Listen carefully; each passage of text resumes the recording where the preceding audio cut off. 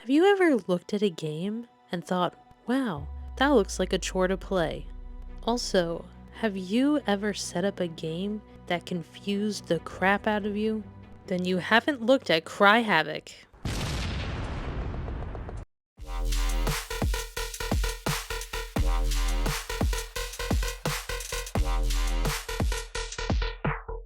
Welcome to Realm Play, where we review card games and board games.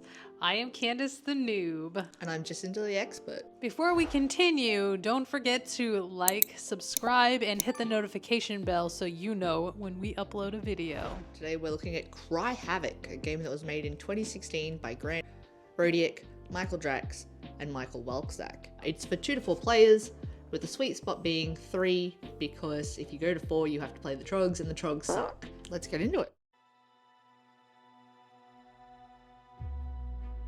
I have once again forced Jacinta to open the box. Prepare yourself for this massive unboxing.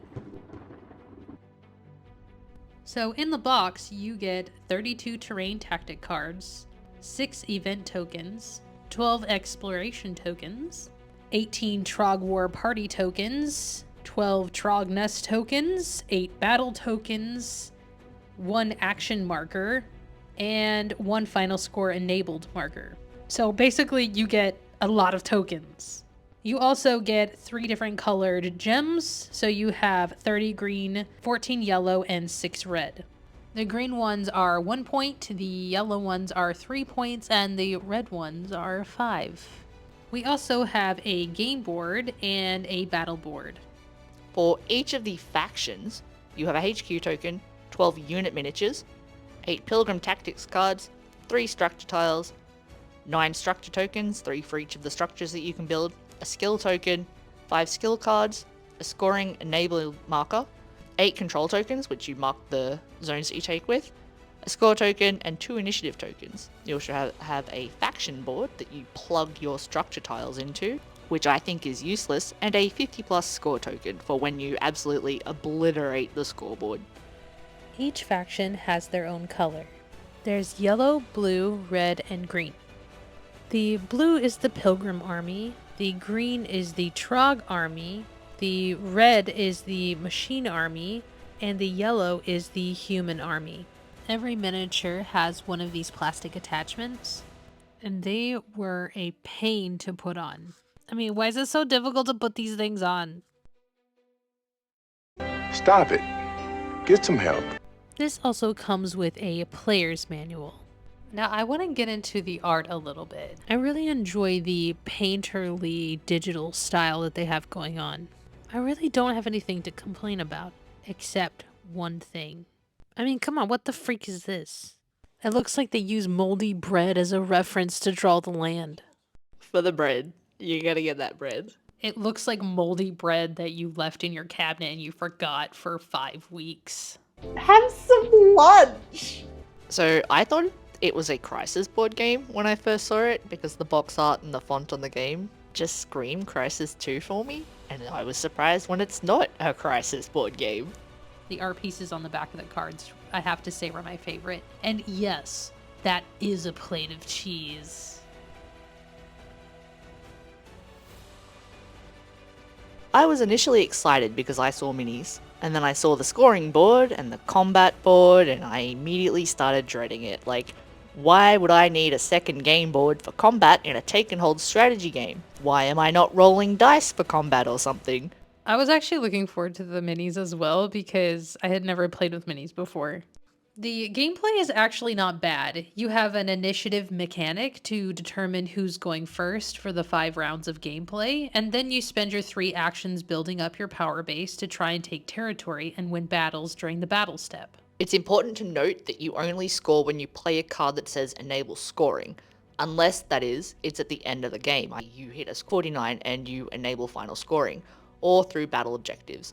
So effective use of the enable scoring card is necessary because only one person gets to use it per round.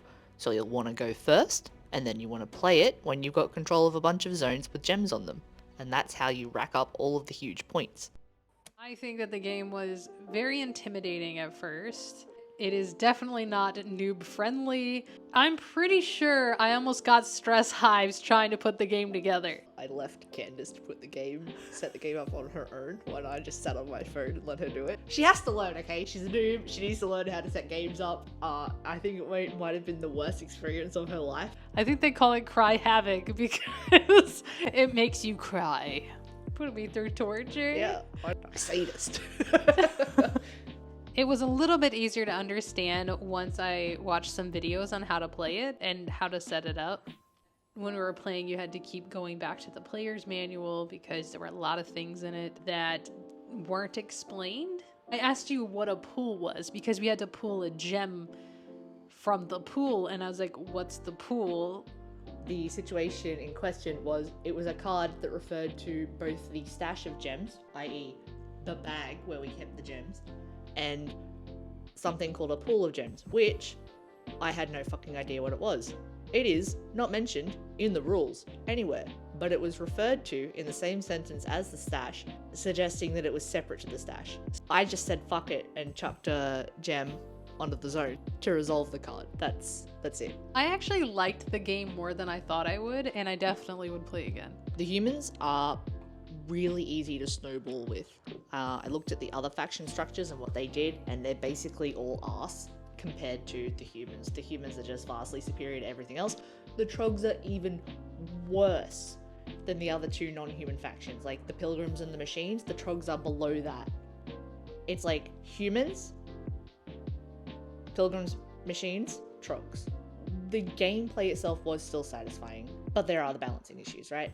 It's 4 different factions. The creator has decided that each faction needs its own abilities to keep with the fantasy of the faction, but when you're doing different factions with different abilities to keep that up, it's difficult to see if the power levels of everything is going to be the same, which is like what happened here. They're all unique thematically, but they're not the same in terms of power.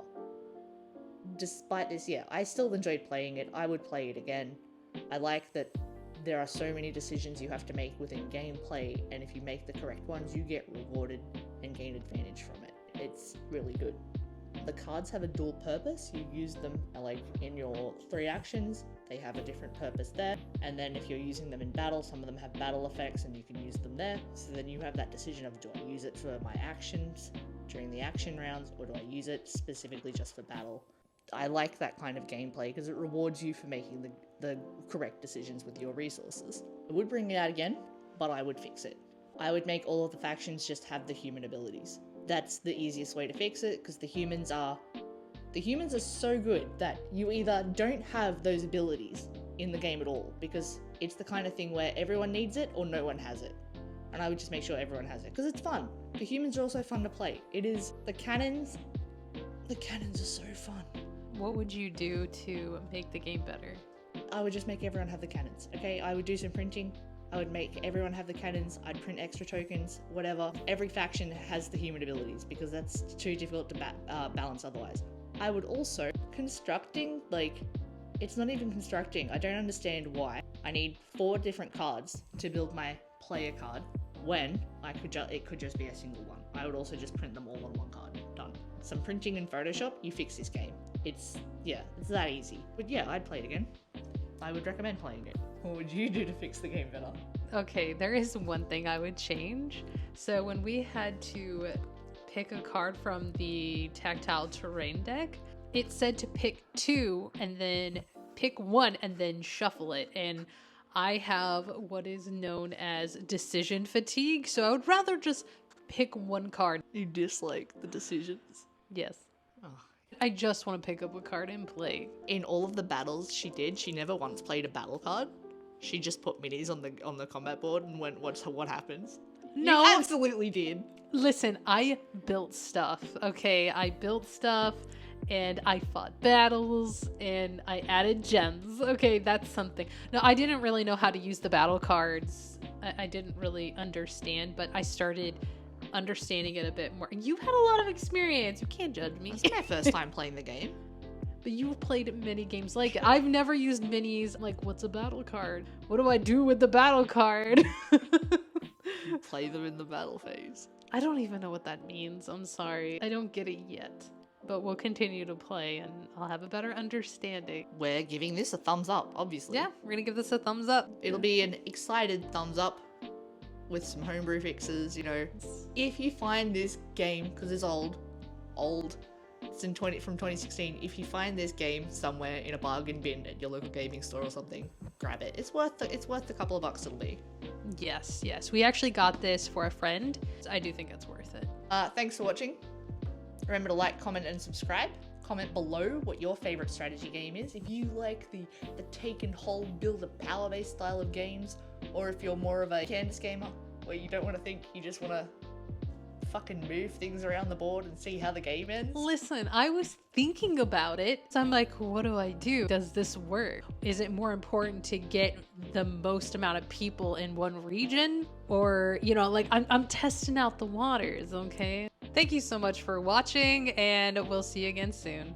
Bye. Bye, guys. This is a wrench. It's a spanner. It's a wrench. It's a spanner. Like rubbing the box. You like rubbing the box. Ah, that's what she said. What? Night has come, it's cold and losing my control.